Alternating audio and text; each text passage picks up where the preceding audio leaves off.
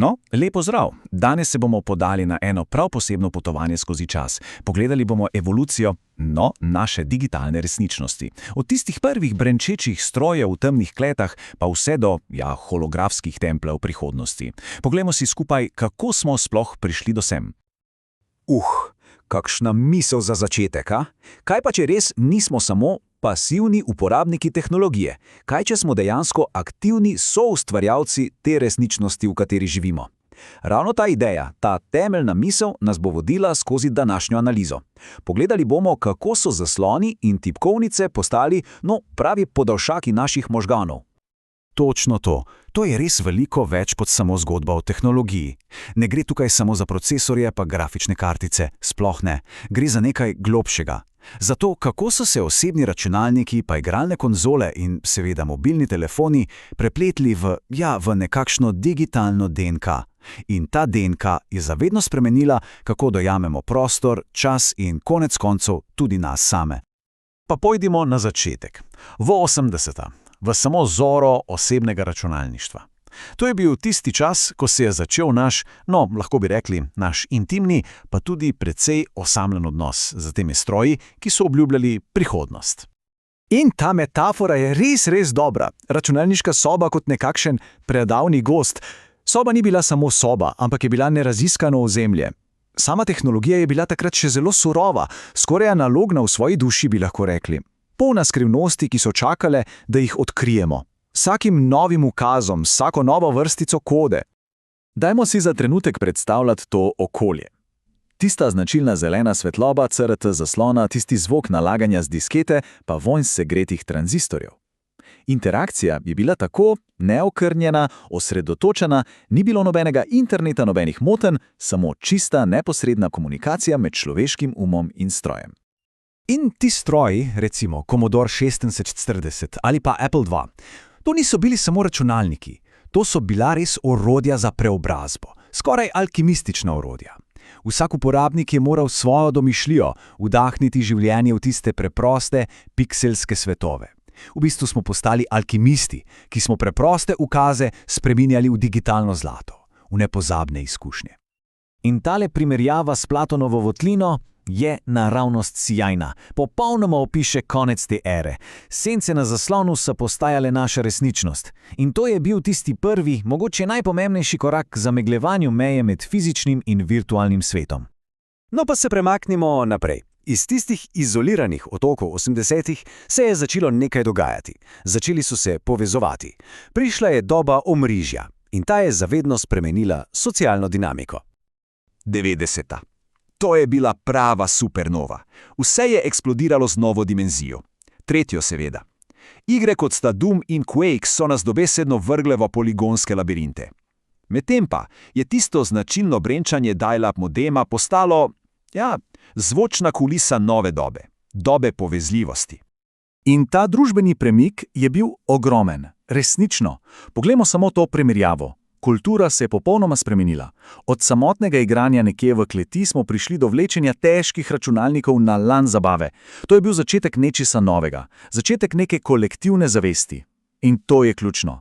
Digitalni svet ni bil več samo pobeg. Začel je ustvarjati lastne družbene strukture, prava prijateljstva in seveda prava rivalstva, ki so se potem prelivala nazaj v naš fizični svet. Seveda pa so vzporedno s svojo zgodbo pisale tudi igralne konzole. Tudi one so se razvijale. Od preprostih igralnih strojev v 80-ih so postale pravi portali v kolektivno nezavedno. Dnevne sobe so se spremenile v arene za digitalne poslovalščine.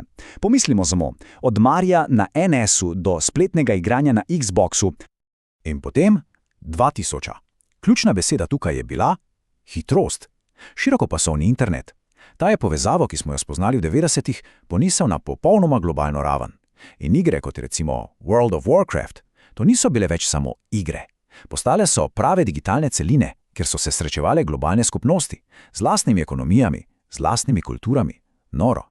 Seveda pa ne smemo pozabiti na tiste male čarovnike v naših žepih. Prvi mobilni telefoni so bili kot nekakšni amuleti, ki so nas končno osvobodili fiksnih linij. Od tiste legendarne, robustne Nokia 3310 pa do Blackberryja. Postopoma so združevali komunikacijo, delo in zabavo, vse v eni sami dlani. In s tem pridemo v sodobno dobo, v desetletje po letu 2010. To je doba, kjer se meja med digitalnim in fizičnim svetom ne samo briše, ampak se začenja dobesedno raztapljati pred našimi očmi. Naši osebni digitalni prostori, to niso več samo sobe z računalnikom, postali so pravi poveljniški centri, kozmični observatoriji, iz katerih raziskujemo neskončna virtualna vesolja. Sam prostor se je prilagodil tehnologiji, postal je del izkušnje. In ta primerjava med nekoč in danes resnično pokaže ta ogromen preskok. Od enega samega CRT monitorja v temi do teh modernih, ergonomskih, osvetljenih ekosistemov. Ampak veste, kaj je najpomembnejše? Sprememba vloge uporabnika. Ni več samo pasivni igralec. Je aktiven ustvarjalec. Je zvezda na platformah, kot je Twitch. In s tem se je naša identiteta razširila. Digitalni jaz je postal enako pomemben, včasih celo bolj premišljen in vpliven kot tisti v fizičnem svetu. Medtem pa so pametni telefoni doživeli svojo lastno supernovo.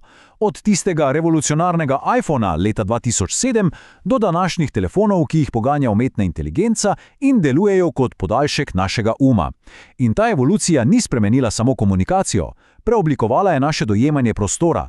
Vsakdo od nas je postal popotnik v obogateni resničnosti, kjer se digitalne informacije ves čas prekrivajo s fizičnim svetom. Tudi konzole so, jasno, dosegle svoj zenit. Ne gre več samo za to, kako realistična je grafika. Danes gre za svobodo. Svobodo, da igramo kjerkoli, kot nam to omogoča Switch. Gre za hitrost, ki jo prinašajo SSD diski, ker so nalagalni časi skoraj izginili. In gre za popolno osvoboditev od fizičnih medijev z igranjem v oblaku. In kaj zdaj? Kaj nas čaka? Poglejmo malo v prihodnost, tja po letu 2025, v svet, kjer se tehnologija ne bo več samo prepletala z našim življenjem, ampak se bo, kot kaže, zlila z našim bistvom. Koncept igralne ali računalniške sobe se bo spet preobrazil.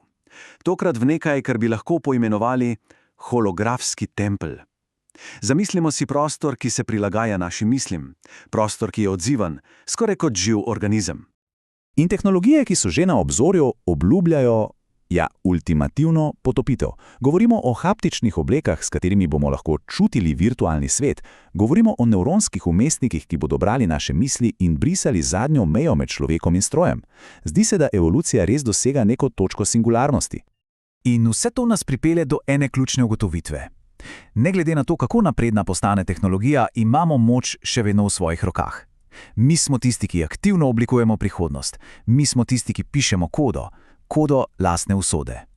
Celotno to potovanje od 80-ih pa vse do danes nas pušča z enim res globokim vprašanjem. Če se naša zavest lahko razširi onkraj naših fizičnih teles v te digitalne svetove, ali to mogoče pomeni, da smo na pragu neke nove oblike nesmrtnosti? To je vprašanje, ki za zdaj ostaja odprto. Medtem pa vsi skupaj že pišemo naslednje poglavje. Hvala, da ste bili z nami v tem razmisleku.